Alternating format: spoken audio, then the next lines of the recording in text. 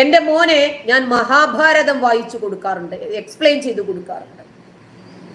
എല്ലാ മതങ്ങളെയും ബഹുമാനിക്കാൻ എൻ്റെ മാതാപിതാക്കൾ എന്നെ പഠിപ്പിച്ചതുപോലെ എല്ലാ മതങ്ങളെയും ബഹുമാനിക്കാൻ എൻ്റെ മക്കളെ പഠിപ്പിക്കുക എന്നതാണ് എൻ്റെ ഒരേ ഒരു ശ്രമം. കഴിഞ്ഞ 1.5 വർഷമായി ഞാൻ മഹാഭാരതം വായിക്കുന്നുണ്ട്, എൻ്റെ മക്കൾക്കും വായിച്ചു കൊടുക്കുന്നുണ്ട് എന്ന് അദ്ദേഹം പറഞ്ഞു. ഇവിടെ ഈ കേരളക്കരയുടെ കാര്യം മാത്രം എടുക്കുകയാണെങ്കിൽ നമുക്ക് നമ്മുടെ മതം അനുസരിച്ചിട്ട് മുന്നോട്ട് പോകാൻ പറ്റുന്ന നല്ല സാഹചര്യമുണ്ട്. പക്ഷേ നമ്മുടെ മതം മാത്രം ശരിയാണെന്നും മറ്റുള്ള മതങ്ങളെമ്പാടെ മൊത്തം പോക്കാണെന്നും പറഞ്ഞു പോയി. പിന്നെ ആ മതങ്ങളിലെ അന്യമതങ്ങളിലെ ചില വിഷയങ്ങൾ കോർത്തെടുത്ത് അടർത്തിയെടുത്ത് ആ മതങ്ങളിലെ മാനവിക രാഹിത്യത്തെ കുറിച്ച് വാതോരാതെ ക്ലാസ് എടുത്ത് നടന്നു ഇവിടെ മുസ്ലിം പുരോഹിതന്മാർ. അപ്പൊ എന്ത് സംഭവിച്ചു? ഇസ്ലാം മതത്തെ കുറിച്ച് അവരും അന്വേഷിച്ചു, അവരും മനസ്സിലാക്കി, അവരും ഇപ്പോഴിതാ പഠിപ്പിച്ചു കൊണ്ടിരിക്കുന്നു സോഷ്യൽ മീഡിയയിലൂടെ. ഷാരൂഖ് ഖാൻ നൽകുന്ന സന്ദേശം നോക്കിക്കേ, എല്ലാ മതങ്ങളെയും ബഹുമാനിക്കാൻ എൻ്റെ മാതാപിതാക്കൾ എന്നെ പഠിപ്പിച്ചിരിക്കുന്നു, വിവരമുള്ള മാതാപിതാക്കൾ. എന്നിട്ട് അദ്ദേഹം പറയാണ്, എനിക്ക് കഥകൾ ഇഷ്ടമാണ്.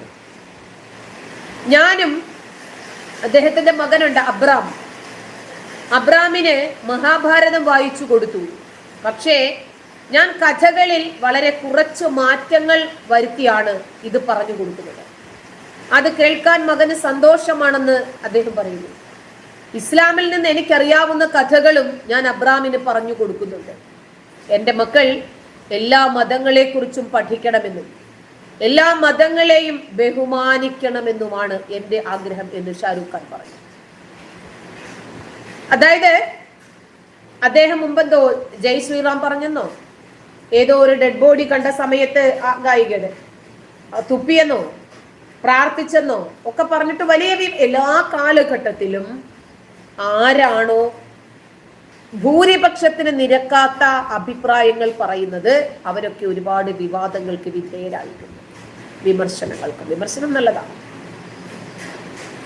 ഏതോ നല്ല കാര്യങ്ങൾക്കൊക്കെയായി മുഴക്കേണ്ടതാണ് ജയ് ശ്രീറാം എന്ന് ഒരിക്കല് ഷാരൂഖ് ഖാൻ പറഞ്ഞതായിട്ടാണ് മാധ്യമങ്ങൾ പ്രചരിപ്പിച്ചത്. ഓരോ ഭാരതീയന്റെയും മനസ്സങ്ങനെ ആയിരിക്കണമെന്നും ഷാരൂഖ് ഖാൻ പറഞ്ഞു. അതിനോടൊന്നും ഞാൻ യോജിക്കുന്ന ആളല്ല. റിലയൻസ് ഇൻഡസ്ട്രീസ് ചെയർമാനായ മുകേഷ് അംബാനിയുടെ ഇളയ മകനായ അനന്ത് അംബാനി, അതുപോലെ രാധിക മർച്ചന്റ്, അവരുടെയും പ്രീ വെഡിങ് ആഘോഷങ്ങളുടെ ഒരു വേദിയിലാണ് ജയ് ശ്രീറാം വിളിച്ച ഷാരൂഖ് ഖാൻ എല്ലാവരുടെയും ശ്രദ്ധ ആകർഷിച്ചതും വിവാദമായി.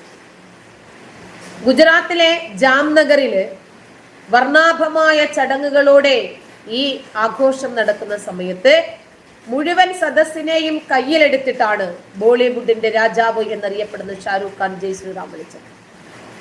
സദസ്സിനെ അഭിവാദ്യം ചെയ്തുകൊണ്ട് വരുമ്പോൾ ജയ് ശ്രീറാം വിളിച്ചാണ് ഷാരൂഖ് ഖാൻ സദസ്സിനെയും ഭാരതത്തെയും ഞെട്ടിച്ചത്. ലോകം നിങ്ങളെയെല്ലാം അനുഗ്രഹിക്കട്ടെ, ദൈവം നിങ്ങളെയെല്ലാം അനുഗ്രഹിക്കട്ടെ. നൃത്ത പരിപാടികൾ നമ്മൾ കണ്ടു, സഹോദരങ്ങൾ നൃത്തം ചെയ്തു, സഹോദരിമാരെ നൃത്തം ചെയ്തു. പക്ഷേ പ്രാർത്ഥനകളും അനുഗ്രഹങ്ങളും കൂടാതെ ഒരുമിച്ച് മുന്നോട്ട് പോകാനാവില്ല എന്ന് അദ്ദേഹം പറഞ്ഞു. എനിക്കതിനോടൊന്നും യോജിപ്പില്ല കേട്ടോ, അതൊക്കെ അദ്ദേഹത്തിന്റെ വ്യക്തിപരമായ അഭിപ്രായങ്ങൾ മാത്രമാണ്. എന്നിട്ട് അദ്ദേഹം പറഞ്ഞു, അതുകൊണ്ട് എല്ലാ നല്ല കാര്യങ്ങൾക്കുമായി ജയ് ശ്രീറാം എന്ന് അദ്ദേഹം പറയുമ്പോൾ കാണികൾ ആവേശത്തോടെ കൈയടിക്കുന്നത് അങ്ങനെ. ഒരു മുസ്ലിങ്ങൾ ഭൂരിപക്ഷമുള്ള വേദിയിൽ ചെന്ന് അല്ലാഹു അക്ബർ പറഞ്ഞ് അറിയത്തില്ലെങ്കിൽ നിങ്ങൾ റിട്ടയർഡ് DGP അലക്സാണ്ടർ ജേക്കബിനോട് ചോദിച്ചു നോക്ക്. അയാൾക്കും DGP ആകാമെന്ന് തെളിയിച്ച ഒരു മനുഷ്യനാണ്. മണ്ടന്മാരിൽ മണ്ടൻ, വിവരക്കേടുകൾ മാത്രം പറയുന്ന ഒരാള്. ഹിന്ദു ഭൂരിപക്ഷ സദസ്സിൽ പോയാൽ അവിടെ സർപ്പകഥകൾ പറയും. ക്രിസ്ത്യാനികളുടെ സദസ്സിൽ പോയാൽ അവിടെ യഹോവയുടെയും അതുപോലെ കന്യാമറിയത്തിന്റെയും ഒക്കെ ദിവ്യകഥകൾ പറയും. ഇസ്ലാമിക സദസ്സിൽ പോയി കഴിഞ്ഞാൽ നമസ്കാരത്തിന്റെയും നോമ്പിന്റെയും മുഹമ്മദ് നബിയെ കുറിച്ചിട്ടുമൊക്കെ ഇല്ലാത്ത കഥകൾ അങ്ങനെ പാടി. ഇങ്ങനെ എല്ലാവരെയും കയ്യിലെടുക്കുന്ന ഒരു വേന്ദ്രനാണ് കക്ഷി. സ്വാഭാവികമാണ്, ഏറ്റവും കൂടുതൽ മതവിശ്വാസികളുള്ള സദസ്സിൽ അവരുടെ മതത്തെക്കുറിച്ച് പറയുമ്പോൾ അവർക്ക് അഭിമാനം തോന്നും. ഷാരൂഖ് ഖാൻ ജയ് ശ്രീറാം പറയുന്നത് ആദ്യമായിട്ടൊന്നുമല്ല. പ്രശസ്ത TV ഷോ അവതാരകനായ ഡേവിഡ് ലെറ്റർമാനുമായിട്ടുള്ള ഒരു അഭിമുഖം, അത് വിദേശത്ത് വെച്ചിട്ടാണ്. അപ്പോഴും ആ വിഷയം വൈറലായിട്ടുണ്ട്. അദ്ദേഹം ചെറുപ്പത്തിലെ രാംലീല നാടകങ്ങളിൽ അഭിനയിക്കാറുണ്ടെന്നൊക്കെ അദ്ദേഹം അന്ന് പറഞ്ഞു. അതില് ഹനുമാന്റെ വേഷമാണ് തനിക്ക് എപ്പോഴും കിട്ടാറുള്ളതെന്നും അതുകൊണ്ട് തന്നെയാണ് പറയൂ സീതാപതി രാംചന്ദ്ര ഭഗവാൻ ജയ് എന്ന സംഭാഷണം അദ്ദേഹം എപ്പോഴും പറയാറുണ്ടായിരുന്നു എന്നൊക്കെ അന്ന് മാധ്യമങ്ങൾ എഴുതി. ഷാരൂഖ് ഖാനും വ്യക്തമാക്കിയിട്ടുണ്ട്. അതൊന്നും ഷാരൂഖ് ഖാനും നിഷേധിച്ചിട്ടില്ല. പക്ഷേ പിന്നെ ഇപ്പോഴുണ്ടായിരിക്കുന്ന ജയ് ശ്രീറാം അഭിവാദ്യത്തോടെ ഇദ്ദേഹം കൂടുതൽ വിവാദത്തിലേക്ക് പോയി. യഥാർത്ഥ ഇന്ത്യക്കാരനാണ് ഇദ്ദേഹം എന്ന് ഒരു പക്ഷം പറയുമ്പോൾ മറ്റൊരു വിഭാഗം പറയുന്നു ഹിന്ദുക്കളെ കയ്യിലെടുക്കാൻ വേണ്ടിയിട്ട് ഇദ്ദേഹം ചെയ്തതാണ്. വിനായക ചതുർത്ഥിയില് ഗണേശ പൂജ നടത്തിയതിന് ഷാരൂഖ് ഖാനെയും കുടുംബത്തെയും ആക്രമിച്ചിട്ടുണ്ടായിരുന്നു ഇസ്ലാമിസ്റ്റ് സൈബർ പോരാളികൾ. യഥാർത്ഥ മുസ്ലിങ്ങൾ നിനക്ക് മാപ്പ് തരില്ല എന്ന് പറഞ്ഞു. അള്ളാഹുവാണ് കാരുണ്യവാൻ, അവനാണ് പരമോന്നതൻ എന്ന് പറഞ്ഞു കൊടുത്തു. ഇങ്ങനെ ഷാരൂഖ് ഖാനെ ബഹിഷ്കരിക്കുന്ന ഒരുപാട് നടപടികളുമായിട്ട് മുസ്ലിങ്ങൾ പല സന്ദർഭങ്ങളിലും മുന്നോട്ട് വന്നിട്ടുണ്ട്. സൈബർ ആക്രമണം നടത്തിയിട്ടുണ്ട് അദ്ദേഹത്തിനും കുടുംബത്തിനുമെതിരെ.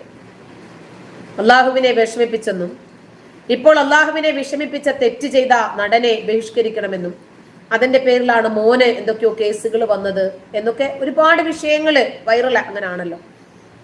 ഇപ്പോ നമ്മള് ഇസ്ലാമിനെ വിമർശിക്കുന്ന ആർക്കെങ്കിലും എന്തെങ്കിലും തരത്തിലൊരു ബുദ്ധിമുട്ട് വന്നാല് അത് ഇസ്ലാമിനെ വിമർശിച്ചത് കൊണ്ടാണ് എന്ന് പറഞ്ഞു പിടിപ്പിക്കും. എന്നാലേ ഇസ്ലാമിനെ അങ്ങേയറ്റം പുൽകുന്ന ആളുകൾക്കാണ് വന്നതെങ്കിൽ അത് അള്ളാഹുവിന്റെ പരീക്ഷണമാണെന്നും പറയും. അത് നമ്മുടെ നാട്ടിന്റെ ഒരു രീതിയാണ്. എന്നിട്ട് പറഞ്ഞു വിനായക പൂജ ചെയ്ത ഷാരൂഖ് ഖാൻ മുസ്ലിം അല്ലാന്നും യഥാർത്ഥ മുസ്ലിങ്ങൾ ഗുരുതരമായി ഈ തെറ്റിന് നിങ്ങൾക്ക് മാപ്പ് തരില്ലെന്നും ഒക്കെ പറഞ്ഞ അദ്ദേഹത്തിന് ഭീഷണിയൊക്കെ ഉണ്ടായിരുന്നു. അള്ളാഹുവിനെ പ്രകീർത്തിക്കണം, ഹിന്ദു ദൈവങ്ങളെ അധിക്ഷേപിക്കണം, അതാണ് നമ്മുടെ മതത്തിന്റെ അടിസ്ഥാന തത്വം എന്നൊക്കെ പറഞ്ഞിട്ട് മുസ്ലിങ്ങൾ രോക്ഷാകുലരായി. അങ്ങനെ ഷാരൂഖ് ഖാനും കുടുംബവും സൈബർ ആക്രമണം നേരിടുന്ന ഒരുപാട് സന്ദർഭങ്ങൾ നമ്മൾ കഴിഞ്ഞു പോയിട്ടുണ്ട്. കഴിഞ്ഞ വർഷം വീട്ടില് ഗണേശ വിഗ്രഹം കൊണ്ടുവന്ന് വെച്ചതിനും പൂജ നടത്തിയതിനും ഒക്കെ എതിരെ മുസ്ലിങ്ങൾ രൂക്ഷമായ ഭാഷയിൽ ഷാരൂഖ് ഖാനെതിരെ രംഗത്ത് വന്നു. പിന്നീട് ഒരു ഉംറ ചെയ്തു. അതുമായിട്ട് ബന്ധപ്പെട്ട ഒരു ഫോട്ടോയ്ക്ക് ഹജ്ജിന്റെ സന്ദർഭത്തിൽ ആ ഫോട്ടോ എടുത്ത് വൈറലാക്കി. പിന്നെ ഒരു ഗാനരംഗത്തിനിടയിൽ രാജ്യത്തെ അവഹേളിച്ചു എന്നൊക്കെ പറഞ്ഞിട്ട് ഇങ്ങനെ എല്ലാ സന്ദർഭത്തിലും ഇദ്ദേഹവും ഇദ്ദേഹത്തിന്റെ കുടുംബവും ഒരുപാട് വിവാദങ്ങളിൽ വന്നിട്ടുണ്ട്. അപ്പോ നമ്മള് എല്ലാ മതങ്ങളെ കുറിച്ചിട്ടും മക്കൾക്ക് പഠിപ്പിച്ചു കൊടുക്കണം. എന്നിട്ട് ഏതാണോ അവർക്ക് വേണ്ടത് അതിനനുസരിച്ച് അവർ തിരഞ്ഞെടുത്തോട്ടെ, അതിനുള്ള സ്വാതന്ത്ര്യം അവർക്ക് നൽകണം എന്നാണ് അദ്ദേഹം പറഞ്ഞത്. ഇതിന് പിന്നാലെ ചീത്തവിളി കമന്റുകളുമായി ആരാധകരെത്തി. മുസ്ലിം മതം വിട്ട് ഷാരൂഖ് ഖാൻ ഹിന്ദു മതം സ്വീകരിച്ചു എന്ന രൂപത്തിൽ ദേശീയ മാധ്യമങ്ങൾ ആഘോഷിച്ച് വാർത്തകൾ പ്രചരിപ്പിച്ചു. മുമ്പൊരിക്കല് ഒരു യുവാവിനോട് ഒരു ഹിന്ദു പെൺകുട്ടി അവൻ ഒരു മുസ്ലിം യുവാവ് വിവാഹം കഴിച്ചു. പ്രണയ വിവാഹമായിരുന്നു. ചെക്കൻ ഒരു യൂട്യൂബറാണ്. അവനോട് നീ നിന്റെ ഭാര്യയെ മതം മാറ്റുമോ എന്ന് ചോദിച്ചപ്പോൾ എന്ത് മയിലിനാടാ എന്ന് ചോദിച്ചു. അങ്ങനെയല്ല കേട്ടോ, കറക്റ്റായിട്ട് അദ്ദേഹം പറഞ്ഞു. എന്ത് ഡാഷിനാണെന്ന് ചോദിച്ചത് വലിയ വിവാദമായി. പിന്നീട് അവനെ കൊല്ലാൻ വേണ്ടി അവനെ കൊല്ലുമെന്നും അവനെ തിന്നുമെന്നും അവനെ അങ്ങനെ ചെയ്യുന്നു ഇങ്ങനെ ചെയ്യുന്നൊക്കെ പറഞ്ഞപ്പോഴത്തേക്കിന് അവൻ അതിന് പുല്ല് വില പോലും കൊടുത്തില്ല. അവൻ അതിനെ അർഹിക്കുന്ന അവഗണനയോടെ പുച്ഛത്തോടുകൂടി തള്ളി. അങ്ങനെയും ചില ആളുകൾ നമ്മുടെ നാട്ടിലുണ്ടെന്നേ. കാരണം ഏതെങ്കിലും വിവാദങ്ങൾ ആരെങ്കിലും എന്തെങ്കിലും പറഞ്ഞാൽ ഉടനെ അതിന്റെ പിന്നാലെ സൈക്കിൾ എടുത്തു കൂടുക, അതിനൊക്കെ സമയമില്ലാത്ത ആളുകളുണ്ട് നമ്മുടെ നാട്ടില്.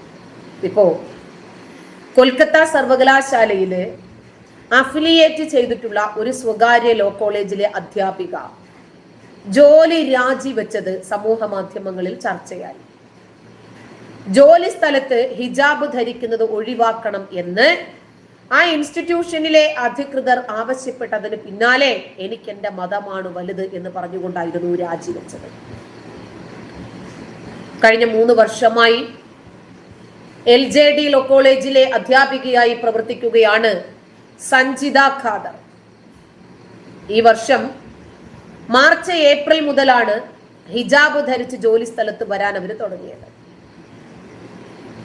പക്ഷേ കഴിഞ്ഞ ഒരാഴ്ച കൊണ്ടാണ് ഈ പ്രശ്നം രൂക്ഷമാകുന്നത്. മെയ് 31-ാം തീയതിക്ക് ശേഷം ജോലി സ്ഥലത്ത് ഹിജാബ് ധരിക്കരുത് എന്ന് കോളേജ് അധികൃതർ ഇവർക്ക് നിർദ്ദേശം നൽകി. അതിന് പിന്നാലെ സഞ്ജിത ജൂൺ 5-ാം തീയതി രാജിവെച്ചു. ഇതാണ് പുറത്തു വരുന്ന റിപ്പോർട്ടുകൾ. അധികൃതരുടെ ഈ ആവശ്യം തന്റെ മൂല്യങ്ങളെയും മതവികാരങ്ങളെയും വ്രണപ്പെടുത്തി എന്നാണ് സഞ്ജിത പറഞ്ഞത്. വിഷയം പുറത്തറിഞ്ഞതോടെ വലിയ ചർച്ചയായി. അതിന് പിന്നാലെ കോളേജ് അധികൃതർ വിശദീകരണവുമായി രംഗത്ത് വന്നു.